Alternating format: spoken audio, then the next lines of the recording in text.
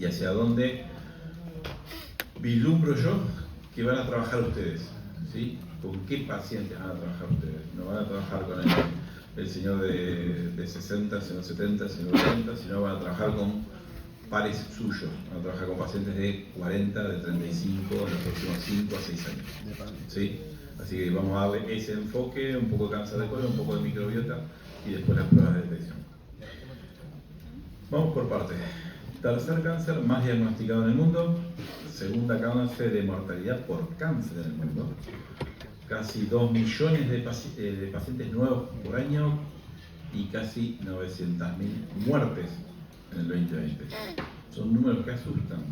Si a eso decimos que vamos a superar las cifras anuales en el 2040 con suerte y vamos a seguir teniendo 3 millones y 1.6 de muertos a tasas de hoy, vamos a estar complicados. ¿Y dónde es lo que a mí más me llama la atención? Esto, que es el cáncer de colon de inicio temprano. Entonces mi charla va un poco más por ese lado, más que por las cosas groseras y grandes que ya a veces conocemos, igual vamos a charlar alguna cosa. Pero quiero que sepan eso, ¿no? Van a tener mucho paciente de menos de 50 años con cáncer de colon ustedes, y en breve, porque en 2030 les va a explotar esto en la cara. Estamos hablando de que estos pacientes son los que tienen una incidencia creciente en menores de 50 años, ¿sí? Y que la realidad, por lo que se está viendo ahora, es, más allá de la edad, son los factores y el estilo de vida. Nosotros para cáncer de colon sabemos que tenemos variaciones geográficas, que tenemos tasas más altas que siempre en las naciones más desarrolladas, ¿sí? Y que a quién le echamos la culpa siempre, al estilo de vida occidental. Cuando vemos los índices de sociabilidad, de sociodemografía, va para ese lado y hasta el que más privado le tenemos que hacer. Tenemos aumento rápido según el tipo de país y los hábitos, y nos está pasando que países que no tenían hábitos occidentales están teniendo más tasas de cáncer de colon contra las nuestras, ¿sí? Siempre pasa lo mismo, la mortalidad es más alta en regiones menos desarrolladas, ¿sí? Eso no va a cambiar, porque ahí tenemos dos problemas: llegamos tarde o no llegamos, y mientras nosotros no cambiemos la accesibilidad a la medicina, va a seguir pasando eso. Y hablando un poco de esto, del enigma del cáncer colorectal en menores de 50, sabemos que es preocupante, que está creciendo. Lo que les decía, les va a explotar en la cara. Hoy por hoy, podría a cifras de 2030, podría representar el 10% de los casos. Vuelvo lo mismo. Imagínense si detectamos casi 1 millón por año, que 100.000 de esos sean menores de 50 en estadios avanzados. Porque el de ustedes tiene menos de 40 y tiene una colon. Tiene 28. Uno por riesgo familiar. Y sin riesgo familiar ninguno tiene. Ahora después les cuento con FIT cuál sería una estrategia y mi pensamiento para los próximos 5 años de qué deberíamos hacer. Y, ojo, 10% de todos los cánceres de colon, 25% de los cánceres rectales, ¿sí? Piensen de esta manera: estoy a la punta del dedo de un cáncer colorectal, del 25% de la probabilidad de cáncer colorectal en 2030 menores de 50. No les estoy diciendo que hagan una colonoscopia, a punta de dedo, guante, silo, posición de Sims, y que el paciente se relaje mientras haga un tacto rectal. No hay nada claro que explique si solamente son los factores hereditarios, ¿sí? Ahora, nosotros sabemos, tenemos cáncer de Lynch, ¿sí? Síndrome de Lynch, eso es un cáncer heredofamiliar, pero estamos viendo pacientes que no tienen nada y que presentan esto. Y donde se está empezando a poner el foco hoy por hoy es las bebidas azucaradas en la adolescencia y algunas infecciones, ¿sí? Obesidad persistente, el estilo de vida sedentario, como decíamos, y la alteración de la microbiota. Todos sabemos que paciente joven, tasa de replicación más alta y que decimos siempre, cáncer es más agresivo. ¿Sí? Básicamente fenotipos que son mucho más agresivos que los que encontramos en un paciente más añoso. Tenemos que dedicarle tiempo a esto y eventualmente ver las causas. Vamos de vuelta. Desde la genética, ¿por qué aumentó? No sabemos. Lo que tenemos que ver es las cosas que podemos modificar. Listo, este era el anterior, perdón. Ahí está. Me estoy yendo otra vez. Ahí está. Vamos a quién es uno de los principales responsables, que es la microbiota. Calculo que están todos cansados como yo de escuchar el segundo cerebro, la microbiota, no sé qué. Yo me dedico a esto, no sé, estoy más cansado. Que todos me entran por la puerta y me dicen, ¿cómo me hincho y mi segundo cerebro? Y yo digo, el primero me tiene... Espere que estoy llegando al primero, con el primero trato de llegar al segundo. Pensémoslo de esta manera. Nosotros, yo lo tengo para otras charlas, pero ahí se les hago breve el resumen. Hace 200.000 años decidimos como Homo sapiens irnos de África. Recorrimos un muy largo camino, dijimos vamos con esta manada y dijimos vamos todos solamente con esta manada. Nos fuimos con 100 billones de bacterias en nuestro intestino, solo en nuestro intestino, otros billones en la piel, en los pulmones y en los genitales, que son todas nuestras microbiomas. ¿Sí? Nunca estuvimos solos, nunca estuvimos con la manada, somos un gran ecosistema que es nuestra microbiota. Cualquier cosa que la altere, nosotros tenemos relaciones simbióticas. Y desde que nos escapamos de África, porque éramos cazadores y recolectores, que era o me come el león o como yo, ahí teníamos más o menos unas 700 y pico de especies de lo que se denomina diversidad del microbioma, que pasaron a ser 200 y pico cuando dijimos, che, y si nos estabilizamos acá y empezamos a plantar y pescamos acá y hacemos lo que es una aldea tipo medieval, ahí bajó a 200, perdón, a 500 y pico, y hoy por hoy tenemos las vacunas, tenemos la genética, tenemos un montón de cosas, la glifosato y alguna otra cosa, y tenemos 270 especies. O sea, hemos perdido variedad. Nuestra flora se generó todo esto. Y nuestra flora lo que hace, nuestra microbiota, es darnos funciones protectivas, inmunológicas, nos detoxifica, ¿sí? Y es uno de nuestros principales aliados. Algo que yo acuñé hace unos meses, una frase de que todo es dependiente de radicales libres, ¿sí? Cada vez que ustedes traten de ver el mecanismo de algo, los radicales libres están involucrados en todo esto. Y muchas veces las alteraciones de la microbiota provocan que tengamos más consecuencias sobre los radicales libres. La disbiosis es la alteración, ¿sí? de nuestra microbioma. ¿Nos puede perjudicar, como dice acá, en la vigilancia inmune? Sí. Tenemos un amigo que se llama Fusobacterium nucleatum, que de amigo no tiene nada. Es una de las bacterias que está a veces en nuestro intestino y tiene la particularidad de que nos evade el sistema inmune, ¿sí? Porque tiene una actividad por su proteína que inhibe las natural killers. Suprime la actividad citotóxica y tiene otro target dentro de la célula tumoral que lo hace crecer. Entonces lo vamos a ir a buscar. Fíjense de algo, el Fusobacterium es un anaerobio oral, no está en el intestino.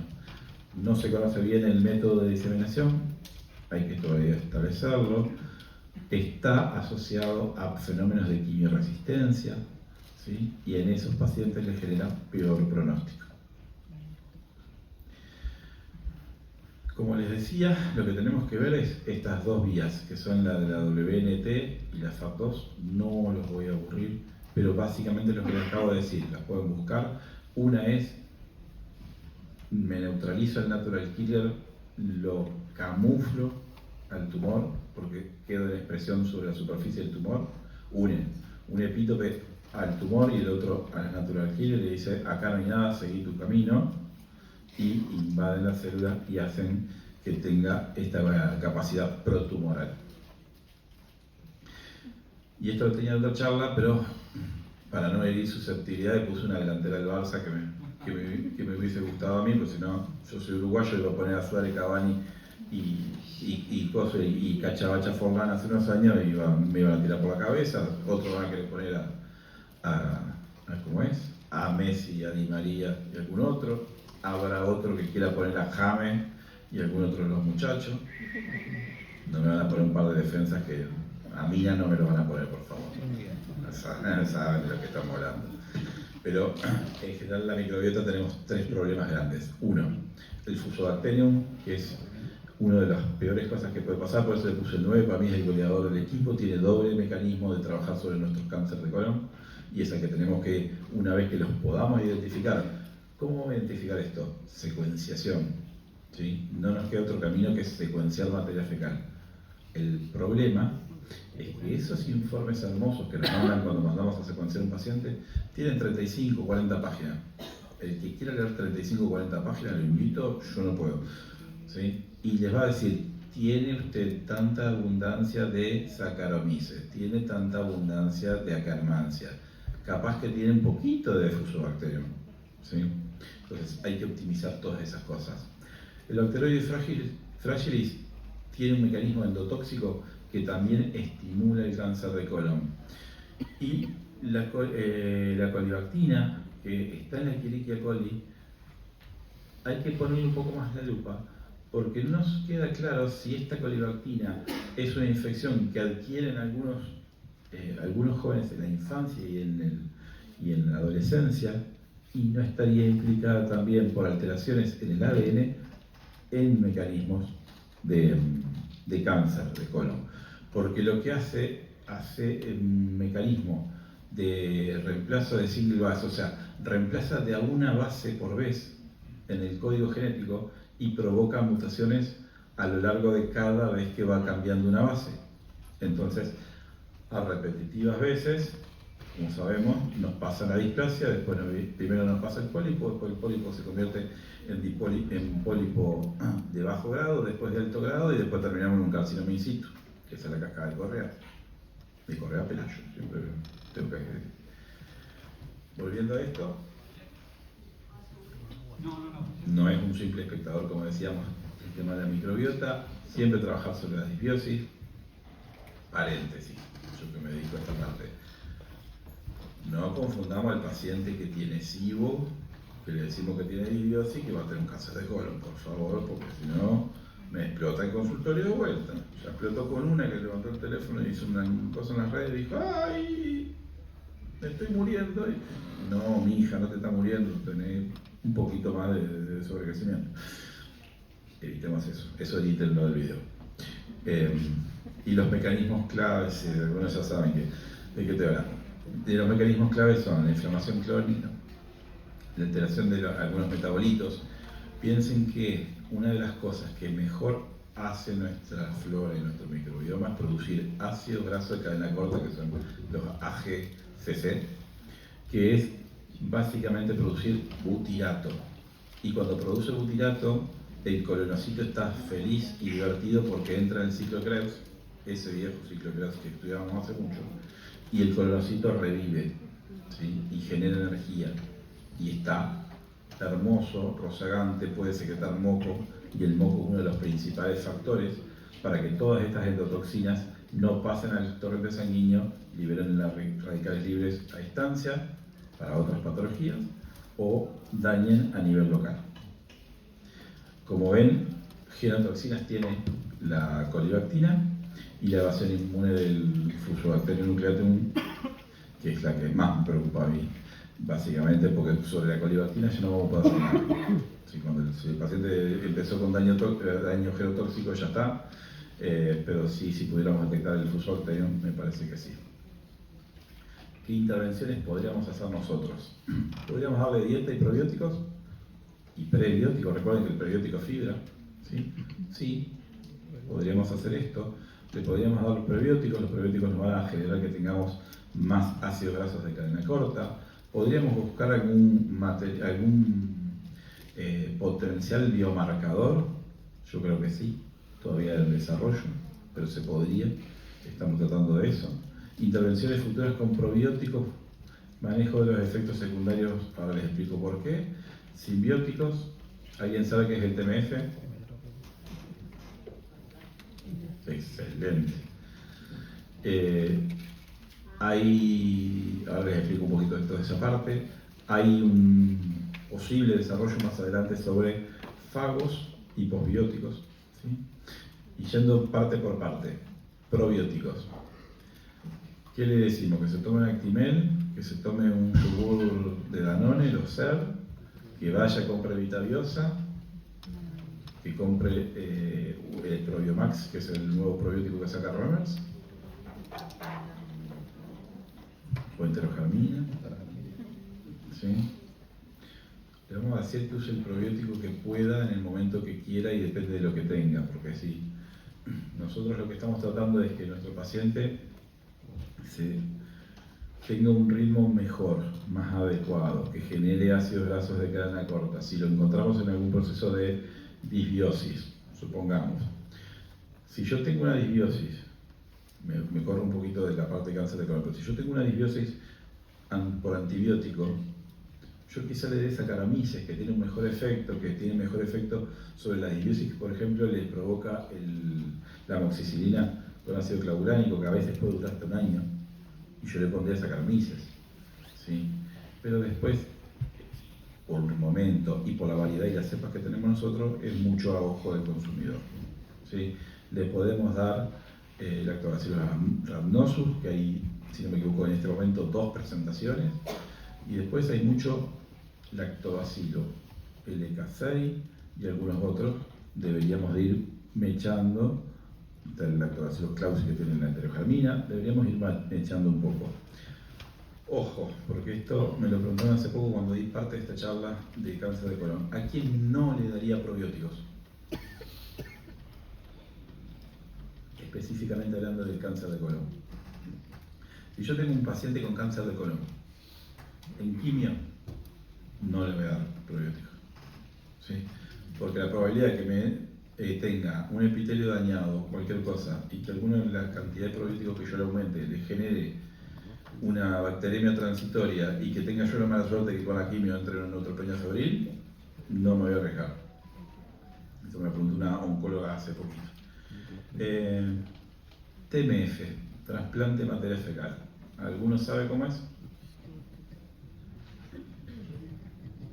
No digan la frase de algún señor que estaba en el gobierno que les dijo come. Esa frase no se usa, ¿verdad?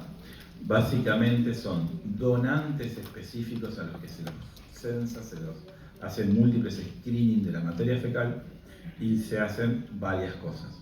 Hay un método en el que se le dan comprimidos orales, ese es para el señor ese que decía come, y si no, se hace siembra directa. La siembra directa es con un colonoscopio, se carga en el canal de trabajo, se entra por la colonoscopia y se van instilando en el colon diferentes cantidades del preparado de materia fecal. ¿Cuál es? Esto sería mágico, ¿verdad? Porque uno le puede llegar a poner, hay reportes de pacientes que han mejorado para un montón de cosas. Pero más allá de eso, ¿cuál es el gran problema que nos encontramos? Un warning de la FDA sacado en el 2019, empezó en el 2017 y lo replicaron en el 2019 con 3 pacientes fallecidos. ¿Sí? Cepable en pacientes inmunocomprometidos.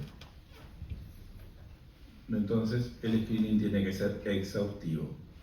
Y ahora no tenemos las BLE, tenemos las KPC, tenemos las BLE, tenemos las MBL. Así que fíjense cuánto hay que filtrar bien todo eso para poder dar una buena cosa. Eventualmente, si alguien necesita del banco de trasplante de materia fecal, y no hay clínicas. ¿Sí? Es el único que yo conozco que tiene banco de trasplante. El austral lo había querido tener y creo que no lo lleva más. Y como dice acá, para todo esto se requiere más evidencia. Seguimos con lo mismo. Ya les dije, yo les quería cambiar un poco el enfoque de pólipo, cáncer. Me parece que con esto es con lo que se van a encontrar. Lo de pólipo, cáncer lo leen todos los días, pobres, ya están aburridos de verlo. Y yo creo que este es el futuro, modular la microbiota para poder ayudar. No vamos a cubrir al paciente con cáncer solo con la microbiota, pero sí vamos a hacer un arma de trabajo de los oncólogos. Vamos con lo último. Vamos con FIT, que es lo último, ya está. 7, faltan 3 minutos para 7, esto lo liquidamos un ratito y los dejo respirar. ¿Quién tiene idea de lo que es FIT? Más allá de lo que dice ahí. ¿Alguien escuchó el FIT? Levanta la mano. No. Sangre oculta en materia fecal. Ya una FIT sí. Sangre oculta en materia fecal por el guayaco. Genial. Cambiemos el concepto y hagamos una revolución con esto. Vamos por partes. Tanto el guayaco como el FIT son para detectar sangre oculta en materia fecal. Vamos con esto y vamos a ver dónde está el cambio. Yo lo que voy a venir ahora son anticuerpos contra hemoglobina humana. ¿Sí? Antes yo no veía contra hemoglobina humana, podía venir cualquiera por cualquier cosa y de cualquier lado. ¿Se acuerdan? Alguno pidió sangre oculta en materia fecal, les piden, no sé, hasta el documento del abuelo más o menos que tiene que cumplir antes de hacer la muestra. Que no te lave los dientes, que no comas esto. Esto cambia mucho porque son anticuerpos por hemoglutinación y van dirigidas directamente. Principalmente reduce los falsos positivos que tienen las otras pruebas. Y la ventaja es la dilatación enzimática del tracto digestivo superior, acá ya no lo tienen. Esto encuentra del tracto inferior. O sea, esto se enfoca en hemoglobina del colon. ¿Sí? Sangrado colónico, no voy a buscar otra cosa. Ahí tenemos qué es lo que hace cada una. El FIT y la sangre oculta de materia fecal, que es la que está de este lado. Fíjense que la especificidad para el FIT es más alta, casi que no tiene interferencia. El otro no puede comer carne roja, no puede comer frutas y verduras. La vitamina C y los AINES interfieren en el otro método.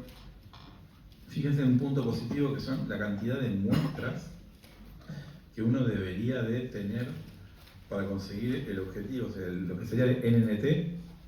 Si yo tuviera para hacer sangre oculta en materia fecal por guayaco, debería tener 3 deposiciones consecutivas. El número de muestras varía de 1 a 3, pero con una ya debería alcanzar para el FIT y la preparación es mínima. Antes de empezar con esto, nosotros lo tenemos, gran problema, que lo discutíamos recién con las doctoras, es las prepagadas no lo cubren. Y esto debería ser un método de tamizaje nacional. ¿Sí? Con todo lo que implica hacer tamizaje nacional y con todo lo que implica hacerlo bien. Si ustedes tienen un familiar que tiene cáncer de colon, no se lo hacen. Se hacen 10 años antes de la endoscopía. Si ustedes tuvieron una polipectomía, no se lo hacen. Tienen que seguir por el camino de la endoscopía. Si tienen alguna otra causa de sangrado, primero la descargan y después vemos si entra en un programa FIT. ¿Sí? Cuando un paciente recibe una caja, porque básicamente le damos una caja para FIT, lo que va a recibir son 2 o 3 cosas. Uno es un tubo de ensayo que tiene 2 tapas. Una tapa, por lo menos el producto que tenemos nosotros, una tapa verde y una tapa blanca. En el medio lo que hay es un buffer. Y lo único que tiene que hacer el paciente va a recibir en la cajita una especie de, pongámoslo así, papel manteca, ¿sí? El papel de cocina, que eso se pone sobre una superficie seca. Yo siempre les digo, lo ponen sobre el bidet, hace caca ahí, eso después se descarta, es biodegradable, no hay ningún problema, y saca una de las tapas que tiene una espátula, y esa espátula la marca en 4 sectores diferentes de la materia fecal. Lo guarda en el tubo, agita el buffer y se acabó, y lo devuelve. Y eso se manda al laboratorio de procesamiento que tenemos nosotros, lo que tenemos convenio. Le lleva un poco de tiempo, lo que demora en hacer caca, ¿sí? Pero básicamente le lleva 40 segundos hacer todo. ¿Sí? Y nos ahorraríamos muchos dolores de cabeza. Entonces nosotros podemos ver FITs cualitativos, resultado dicotómico, el negativo positivo, el umbral se los pone el fabricante, con lo cual ahí tienen algunos problemas. Son simples de interpretar y no tienen la flexibilidad del umbral. Cuantitativo, que es lo que tenemos nosotros, expresamos los microgramos de hemoglobina por gramo de materia fecal o los nanogramos de hemoglobina por mililitro. Particularmente nosotros lo hacemos por hemoglobina por microgramo por gramo. ¿Sí? Se los cuento así, medio la trastienda nuestra. Nosotros tenemos que armar el umbral, porque a nosotros nos decía el fabricante, mirá, vos con 15 nanogramos por gramo estás ok. Y dijimos, no, eso nos va a dar muchos falsos positivos. Y lo elevamos a 25. 25 cubre la mayoría de los procesos de falso positivo y te da una asertividad bastante buena. 25 nanogramos. Estamos llamando a una paciente para hacer una colono que tiene 1000 en capital y alrededor, con acceso a la salud. 1000, señora mediana edad.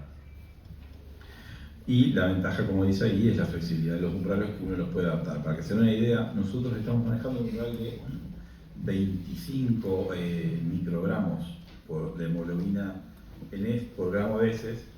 Uruguay está manejando 200. Diferencia. Screening poblacional del Ministerio de Salud de Uruguay, nosotros emprendimiento privado. ¿Sí? Entonces, si nosotros tenemos que manejar una población de 3 millones de personas con menos cantidad de centros de endoscopía, tengo que hacer números altos según la estadística que voy teniendo. Los 200 microgramos de allá ya lo fueron puliendo y perfeccionando según su base de datos. Arrancaron con 50 microgramos, si no me equivoco, y lo han ido extendiendo. ¿Sí? Entonces esta es una prueba fácil, sencilla, vale a precio hoy casi lo que vale la preparación de la endoscopía. ¿Sí? No, vale 80 y pico de mil pesos y una preparación, un Bankit no anda menos de 100. ¿Sí? Y le da previsibilidad. Punto que tienen que hacer con esto. Es una prueba anual, de nada sirve que te lo hagas hoy y digas, ay, vuelvo en 5 años libre de cuerpo. No. La sensibilidad, como ahí les dice, los umbrales, fíjense que casi el 90% con un umbral de 20, nosotros uno 25, con 200 ni les cuento. Sí, la especificidad es bastante alta, depende de todo esto. La sensibilidad de la norma para valores predictivos negativos está bastante bien. Y, ¿qué les iba a decir? Y la de valor predictivo para enfermedad intestinal sigue siendo significativo. Puntos acá a tener en cuenta. La guía de la ASCO del año pasado, no, del anterior, había fijado en Estados Unidos que la primera endoscopia que se tenía que hacer el paciente era a los 45. A los 45, a los 25. Básicamente nosotros no llegamos a los pacientes 50 en tiempo y forma, a los 45 estamos tratando de agarrar, pero el cuello de botella es terrible. Entonces se propone 45 los programas de tamizaje, ¿sí? Para llegar a ese 45-50, esa región que estamos tratando de cáncer temprano. Como siempre, pacientes con individuos con riesgo promedio, que lo que charlábamos hoy, que no tengan antecedentes de cáncer de colon, que no tengan antecedentes de Lynch ni ninguna otra cosa. Y el umbral, bueno, 10-20, nosotros manejamos un umbral un poquitito más alto. Y lo que hay que hacer es siempre hablar con el paciente. Paciente que tiene un FIT negativo, paciente que el año que viene se hace el estudio, y el paciente que tiene FIT positivo, la guía dice colonoscopía dentro del mes, nosotros las pedimos a las 2 semanas. Armamos todo el circuito para que en 2 semanas el paciente ya esté cubierto para poder ver. ¿Qué significa que tenga sangrado? O sea, que tenga la hemoglobina en esos valores. ¿Sí o sí significa que tiene cáncer de colon? No, puede tener una angioplasia. Entonces lo que hay que hacer al paciente es educarlo y decirle, mire, vamos a hacer la colonoscopía, puede que no le encontremos nada, porque un pequeño número no le encontramos nada. ¿Sí? Entonces no se asuste, lo vamos a estar controlando. Adenomas avanzados, primero el rendimiento. Para lo que es cáncer de colon detecta 3-4%, no es que vamos a pescar así, no es que vamos a decir, che, encontramos 50.000 pacientes, 3-4% de los casos. Adenomas avanzados, eso es lo que tenemos que hacer nosotros. No encontrar el cáncer colorectal, tenemos que encontrar el adenoma. El adenoma avanzado ese es el que tenemos que pescar, que lo pescamos entre el 20 y el 30. Y lo que tenemos que ver, que es lo que principalmente tenemos que reforzar, es la adherencia. Si el paciente no se adhiere, estamos al horno. ¿Sí? Por ejemplo, yo decía Uruguay, donde también uno hace estos programas de cribado. Los países que tienen salud pública masiva, ejemplo Canadá. Canadá te manda el tubito, lo compras en la farmacia, te mandás, lo pones en el correo, te dicen, señor, venga que se tiene que hacer la colono. Y te están llamando por teléfono. Sí, es una conducta, tiene que ser una política de salud pública. Tenemos que hacer screening. GEDIT tiene algo que se llama Fundación GEDIT. La Fundación GEDIT se encarga de proyectos benéficos alrededor del país y tiene el proyecto de FIT asociado a la provincia de Misiones, con la gobernación. Los valores que encuentran, a mí se me van de la cabeza y de la escala los números que tienen de los microgramos que encuentran.